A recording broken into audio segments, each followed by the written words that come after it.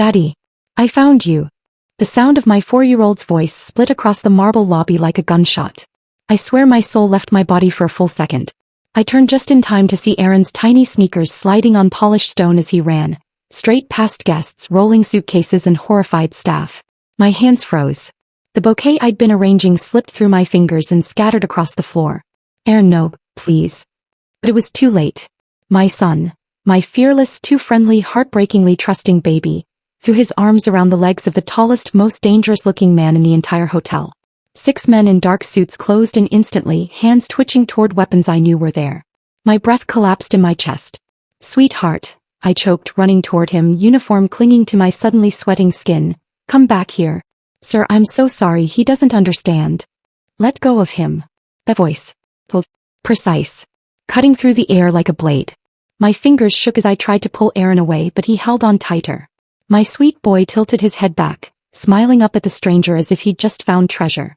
But Mommy, he insisted loudly, you said Daddy was tall and had. Stop. One word. Everyone in the lobby froze. Even the pianist missed a note.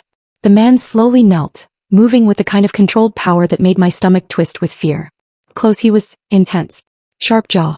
Eyes like polished obsidian. A presence that felt like a warning. Men like him only appeared in the kinds of events I decorated but never lingered in. Fundraisers for powerful families, charity galas hiding darker deals. Men whose names people whispered. He stared at my son with a focus that set every protective instinct inside me on fire. I grabbed for Aaron again. Don't. His gaze snapped to me, cold, assessing. Then something flickered. Recognition. Something darker. When our eyes met, my breath stuttered. His stare dragged across my face. My lips, my jaw, the scar on my mouth I hated. The air between us tightened. You, he breathed, voice roughened with disbelief. My brows pulled together. Excuse me. He rose slowly like a man preparing for impact. I tried to step back, but his hand closed around my wrist with terrifying precision. Not painful. He's claiming. Pulling me close until my shoulder brushed his chest and I inhaled the clean, sharp scent of his cologne. Where have you been hiding, Sierra Thompson? His voice dropped, low and dangerous. I've been looking for you for 5 years. The world shrank to the heat of his hand on my skin. My pulse hammered against his wrist. I hated that he could feel it. You're lying, I whispered. He let go slowly, his thumb brushing my pulse before he released me. The ghost of his touch lingered, infuriatingly warm. He studied me like a man memorizing a ghost come back to life. Aaron's smile faded into confusion. Mommy? Why is everyone mad? No one's mad, baby. I scooped him up, clutching him hard. I'd escaped dangerous men before. I knew this feeling, cornered, hunted. We have to finish the flowers. The boy. His guard stepped forward, blocking our path. Jackson's voice sharpened.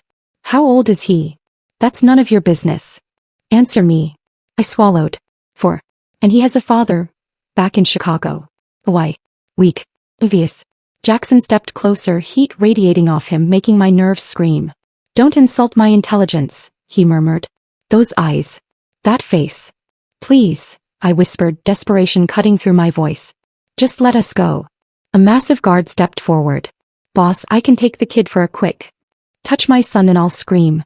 My voice cracked but didn't break. There are cameras. Witnesses.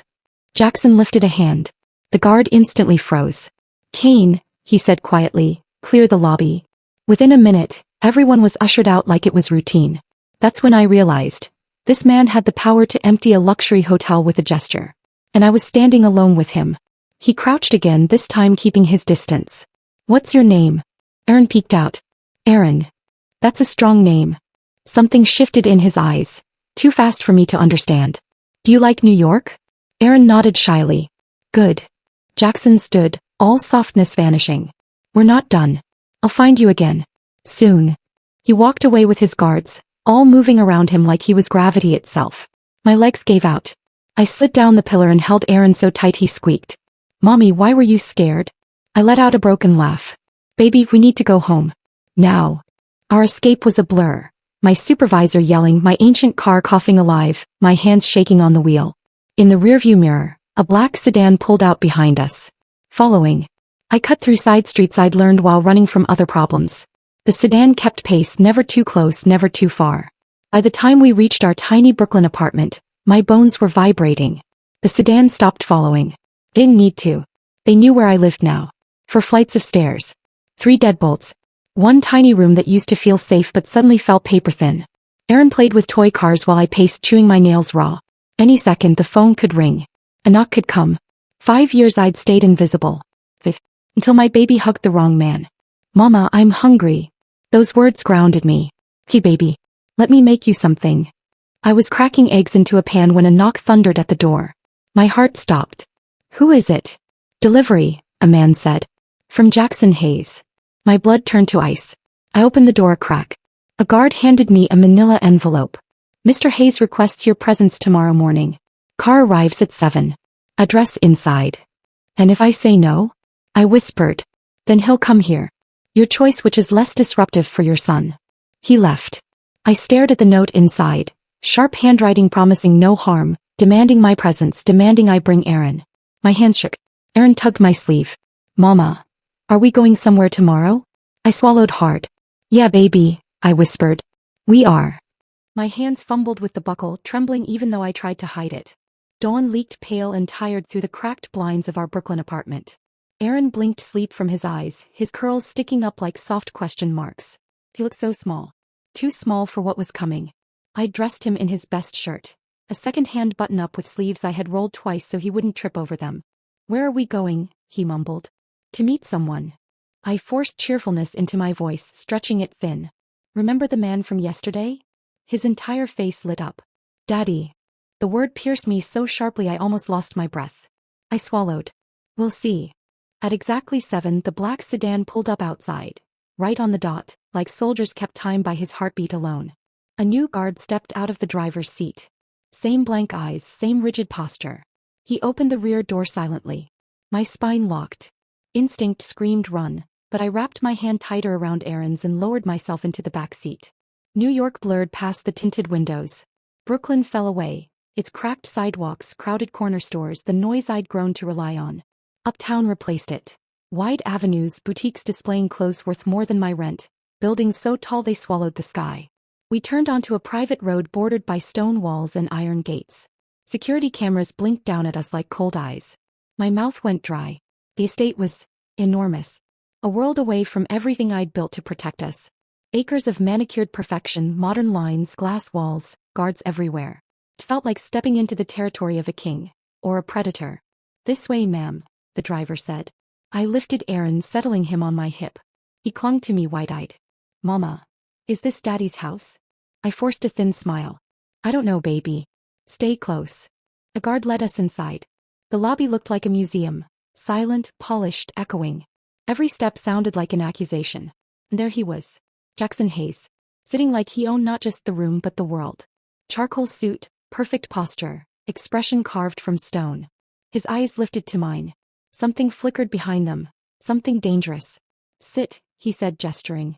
I'd rather stand, I replied before I could stop myself. His gaze sharpened. It wasn't a request. I lowered myself slowly into the chair. Aaron hid behind my legs, peeking out with suspicion. Thank you for coming, Jackson said, as if I'd had a choice in any version of the universe. You said we needed to talk, I answered. He leaned forward slightly. Is he mine?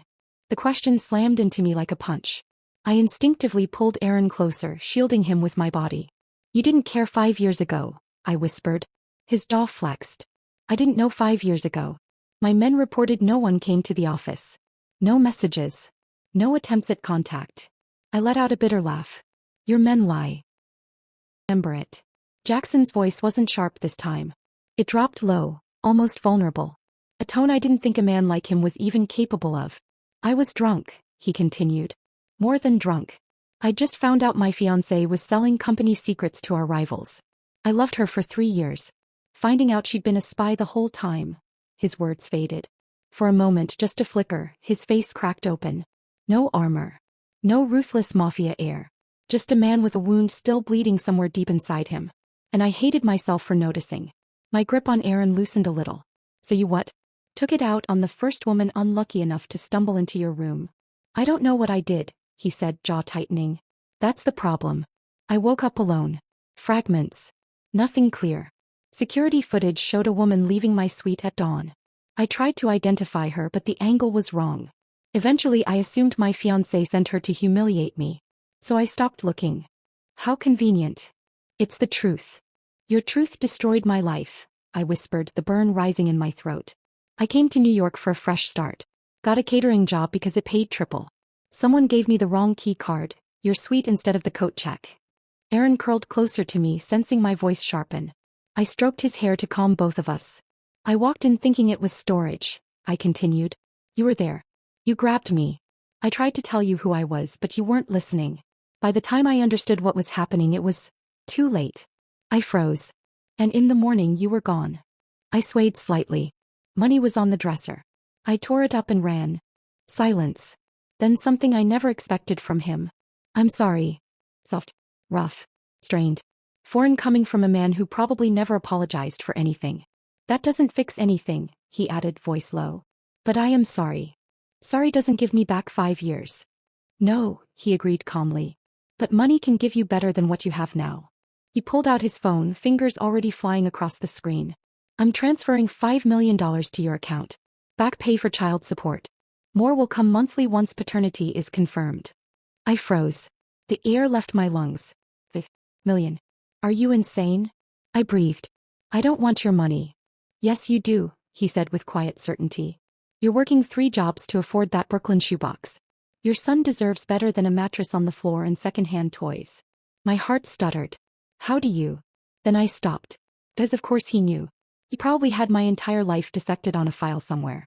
Stay out of my life, I snapped. I can't, he said simply. Not anymore. He moved toward the window. His reflection softened for just a heartbeat. If the DNA confirms what we already know, he said, Aaron is my son. That means he's part of this world whether you like it or not. And my enemies will find out eventually. He turned. When they do, he becomes a target. My skin chilled. Then we'll leave New York. They'll follow, he said. I have rivals in every major city. He stepped closer. Close enough that I could feel the warmth radiating from him. Dangerous, unsettling. The only way to keep him safe is to keep him protected. Close. Acknowledged. Acknowledged, I repeated bitterly. You mean claimed? Like property. Like family. Before I could retort, Aaron piped up from the floor, innocent and oblivious. Can I see the fish again? Both our heads snapped toward him. Jackson's expression softened just slightly. The koi pond, he asked. Aaron nodded. I'll take you. He extended his hand. My son glanced at me, hopeful. Desperate. That same hope that had made him run toward this man yesterday and call him daddy with his whole heart. I hated how much that look broke me. Okay, I whispered. But I'm coming too. We walked into the winter garden. Glass walls, crisp air, a pond like something out of a magazine. The koi glided under the water, slow and unbothered. Aaron knelt at the edge. Do they sleep? Yes, Jackson answered, crouching beside him. Under the lily pads. Do they have names? No. Can I name them? Jackson glanced at me. Something flickered in his eyes. Something unreadable. If you want, he said. Aaron pointed eagerly. That one's Mango. And that one is Cloud. And the tiny one is Baby. Baby, Jackson repeated, the corner of his mouth twitching like a laugh he refused to release. The sunlight hit his face just right, softening the sharp angles, and for one terrifying second I felt something in my chest shift. I tore my eyes away. Mama, look. Mango is eating. I see, Baby, I said, heart aching for reasons I didn't dare analyze. Then Jackson stood. You're staying here tonight. I whipped around. Excuse me. Suspicious activity near your apartment this morning, he said. Someone's been asking about you, and Aaron. Fear jolted through me. You can't just. I can. And I am. Anger surged up my spine. This is kidnapping. This is protection, he countered calmly.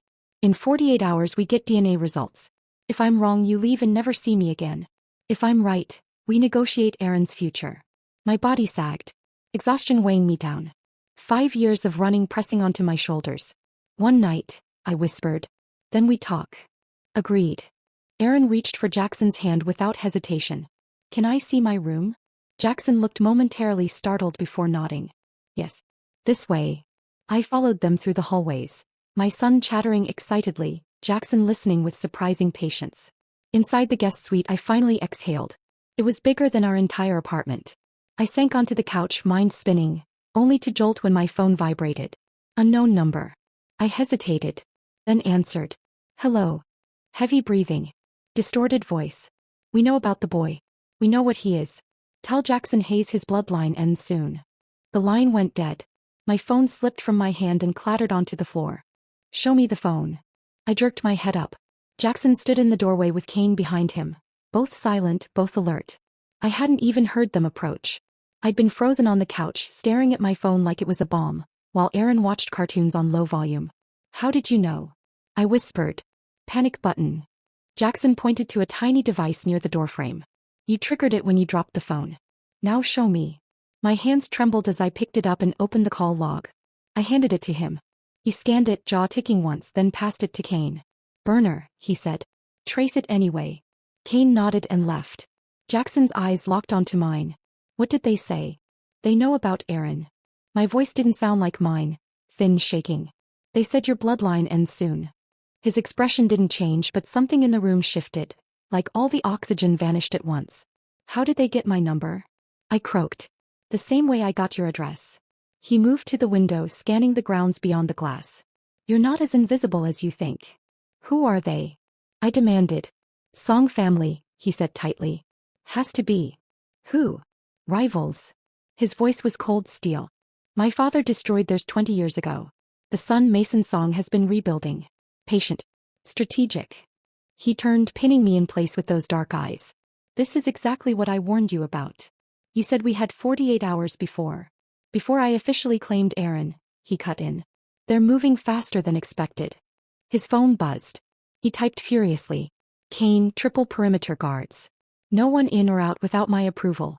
Tech sweep for trackers. Kane's voice crackled faintly through the radio. Boss, if they already know about the kid, then we make him untouchable. Jackson's face hardened. Send a message to Mason. Tell him I'm aware and want to discuss terms. Kane hesitated. You're negotiating? Buying time. He hung up. My legs felt weak. I stumbled toward Aaron's room, needing to see him, to touch him, to make sure he was still breathing. Jackson caught my arm, gently but firm enough to stop me. He's safe. My men are watching the hallway. I yanked my arm back. Your men. 24 hours ago I didn't need men watching my son. Now someone's threatening him because of you. Because of biology, he corrected quietly. Which neither of us can change. I can take him away, I snapped. Disappear properly this time. You'd be dead in a week. His tone didn't waver. Mason has resources in every major city. Here I can protect you. I sank onto the couch, hands in my hair. This is insane. Yes, he said calmly. But it's reality. The question is whether you trust me. I don't trust anyone. Smart. He leaned against the table. You survived 5 years in a foreign city with no family, raising a child alone. That takes either stupidity or incredible strength. His gaze softened just a little. You don't strike me as stupid. Flattery won't work on me. It's not flattery, he said. It's assessment. His phone buzzed yet again. He silenced it without even checking. Now I need everything about that night. Every detail. A rush of heat rose in my face. I already told you. You told me the broad strokes, he said. I need specifics. Party location. Who gave you the key card? Anyone you spoke to. Why does that matter now? Because someone else might have kept that information, he said. The Song family deals in secrets. He grabbed a tablet and sat across from me. Start from the beginning. Catering company. Prestige events, I muttered. They hired day workers for big parties. Paid cash under the table. Illegal operation? He asked without judgment. I didn't ask. Shame tightened my throat. I needed money. He nodded once. The party was at the Grand Horizon. My father's anniversary celebration. His fingers tapping again. You said the coordinator gave you the wrong key card? Yes. Young guy. Drunk by 9 p.m. Gave out coat check cards. Mine opened your suite. Name. I don't know, I said helplessly. I worked 3 events that week. He swiped through photos. Describe him. Short hair. Tattoo on his wrist. Chinese characters. Expensive watch. Jackson froze. Then slid the screen toward me. Show me. Took a while. Then halfway down the page my breath caught. Him. I pointed quickly. 4th row, second from the right. Jackson zoomed in. Ethan Will, he muttered. Mason's college roommate. Hired for my father's party as a favor to a partner. I authorized it. My stomach dropped. So it wasn't an accident, I whispered. No, his jaw clenched. It was planned. They probably drugged my drink, put you in my room and waited to see what happened. A sick realization washed over me. Why wait 5 years? I never acknowledged you, he said quietly. So Mason assumed nothing happened. Until yesterday when Aaron hugged me in the lobby. His eyes locked onto mine. Now they know. And they want leverage. My chest tightened painfully. If I'd kept him away. None of this is your fault. His voice softened. This is on me. For having enemies. He sat beside me, not too close but close enough to feel the heat of him. We can only move forward. Forward to what? My voice cracked. A life where my son needs guards? Forward to eliminating the threat, he said calmly. Mason moved before confirming paternity. He exposed himself. I can use that. Use it how? Not your concern. It is my concern, I snapped. He's my son. He's our son. The way he said it, low, possessive and terrifyingly certain, made me flinch. Before I could respond, a soft voice broke the tension. Mama. We both turned. Aaron padded into the room, rubbing his eyes. I'm hungry. Everything inside me shifted. Fear, anger, all of it pushed aside by instinct. Okay, baby, I said softly. Let's see the kitchen. I'll have dinner brought up, Jackson said. I can cook, I insisted. The kitchen is unsecured. He met my eyes. Humor me. I bit back the argument and nodded. Aaron climbed onto the couch between us, unbothered by the tension hanging like smoke in the air. Are you really my papa? He asked, looking straight at Jackson. Jackson paused, actually paused like he was handling a live explosive. We're finding out, he said finally. But probably yes. Oh. Aaron considered that. Mama said you were far away. I was, Jackson murmured. But I'm here now. Are you going to stay? A beat. Then quietly. Yes. Good. Aaron leaned against him, small and trusting. Mama gets sad sometimes. Maybe you can make her not sad. Jackson's hand hovered for a moment before settling gently on Aaron's shoulder. I'll try, he said, so quietly I almost didn't hear it. So quietly I almost believed him. Dinner arrived 20 minutes later. Classic comfort food. Roast chicken, mashed potatoes, green beans and freshly baked bread. Aaron dug in like he hadn't eaten in days, chattering nonstop about the cartoons he'd watched earlier. Jackson answered him surprisingly at ease. I watched from across the table, a stranger in my own life. That man, Jackson Hayes, had shattered everything I'd built 5 years ago and now he was making my son laugh. My boy had never known this before. A father who actually listened, who paid attention, who stayed. After dinner, Aaron yawned.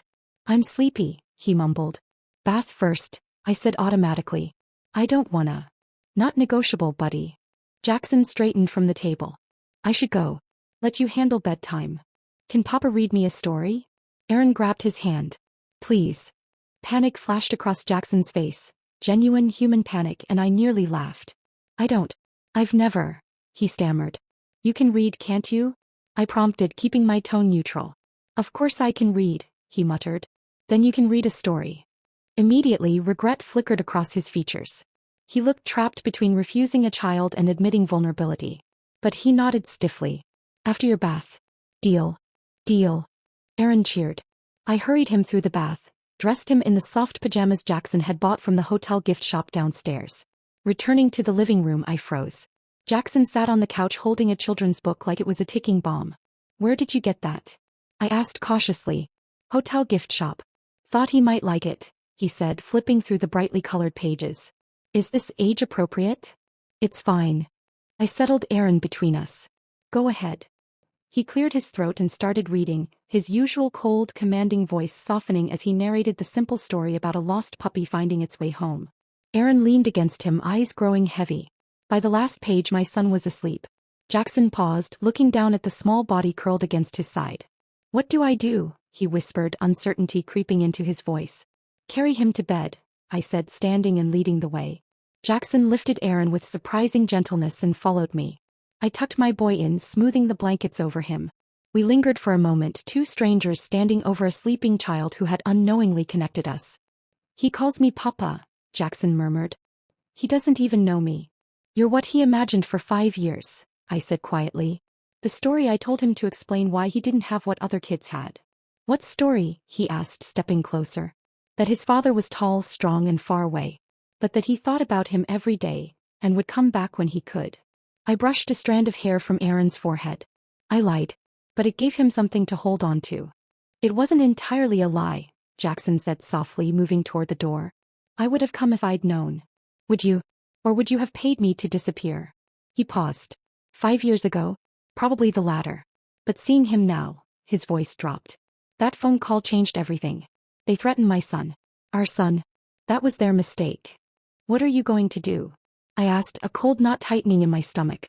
End this, he said, meeting my eyes. Whatever it takes.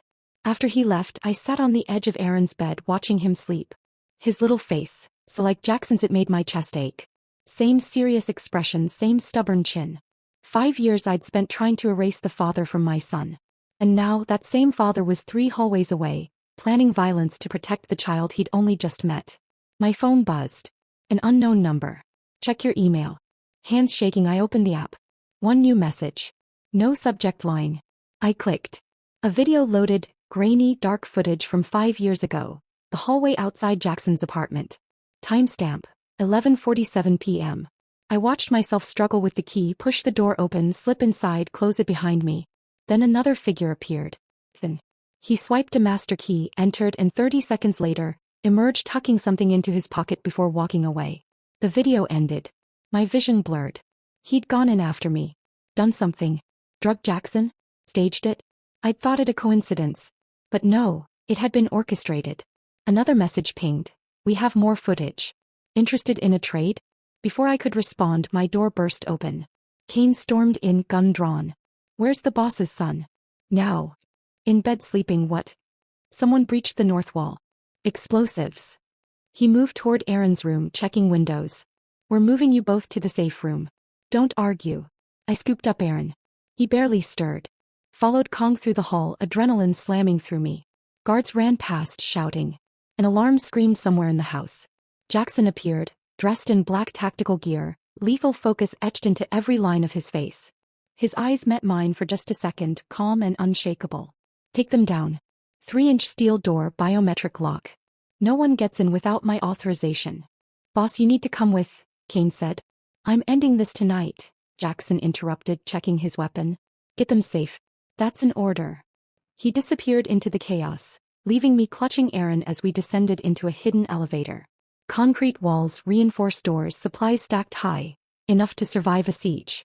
The safe room door slammed shut behind us with a heavy thunk. Aaron stirred, groggy. Mom? Where are we?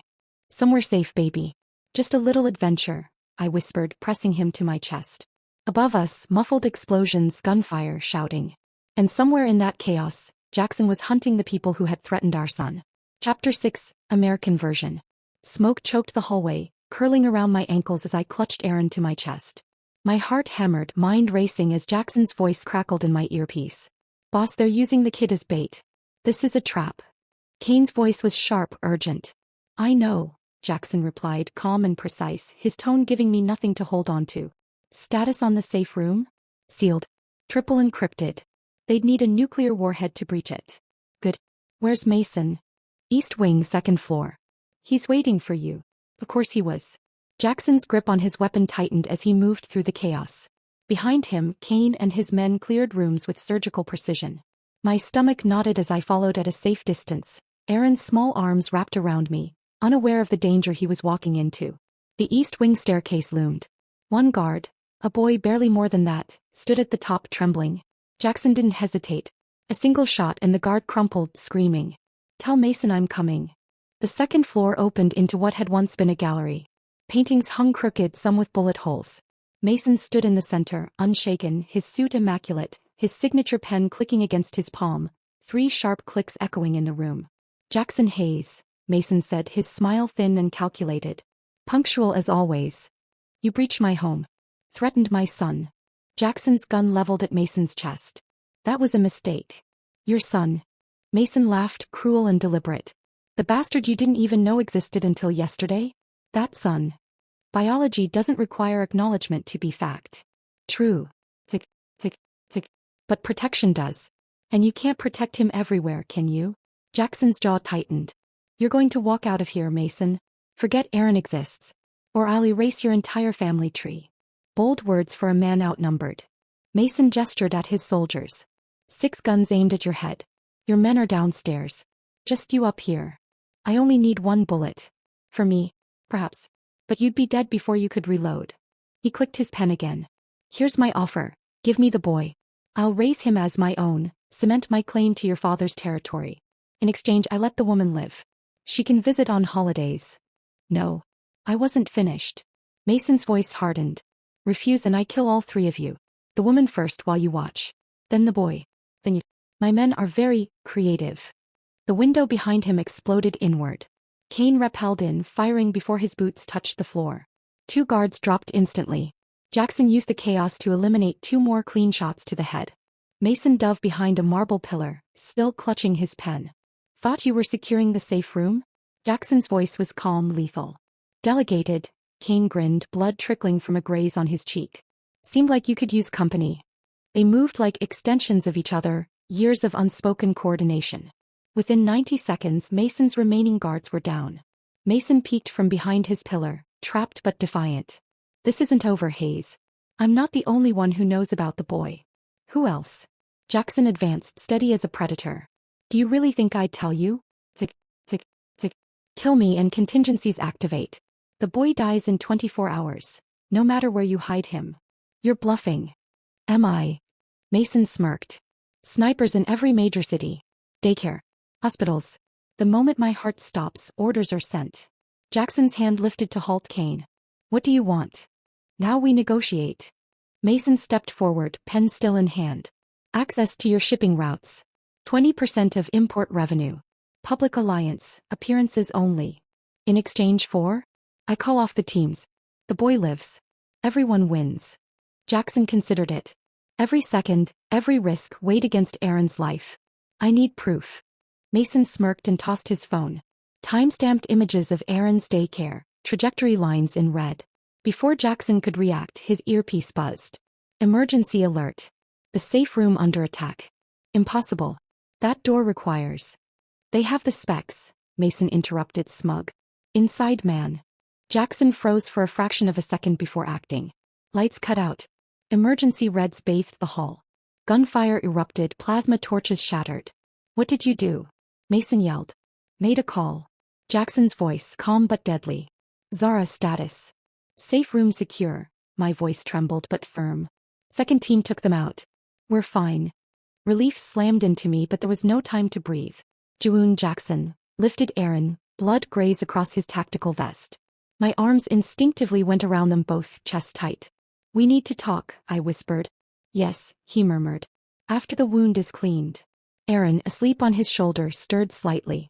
I ran fingers through his hair, overwhelmed. He called you Papa tonight, during the attack. He was scared. He wanted you. The words lodged in my chest. Jackson swallowed, voice low, fierce. I'll earn that name. I swear it. Tears blurred my vision. I believe you. He stepped closer. You're beautiful, Zara. I didn't look away. He memorized me, every scar, every secret. Is there another man? No. Then, can I be the man in your life? For a heartbeat we just breathed the world outside chaos. I whispered, we'll see, Jackson. He smiled, genuine, the first real one in years.